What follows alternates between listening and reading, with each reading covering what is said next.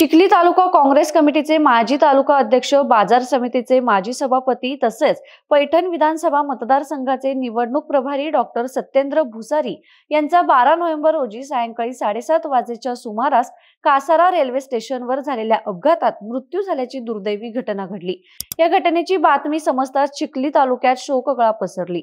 मराठा सेवा संघाच्या माध्यमातून सामाजिक कार्याची सुरुवात करून समाजसेवेच्या क्षेत्रात उल्लेखनीय योगदान दिल्यानंतर डॉक्टर भुसारी यांनी काँग्रेस पक्षात प्रवेश केला होता।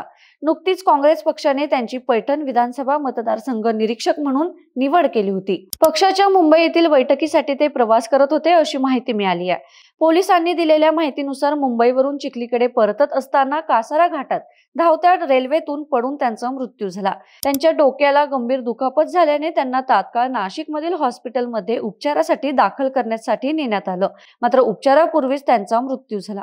ज्या रेल्वे गाडीतून हा अपघात झाला ती गाडी कासारा स्टेशनवर थांबत नव्हती। नेमका अपघात कसा झाला याचा तपास सुरू असल्याची माहिती पोलिसांनी दिली।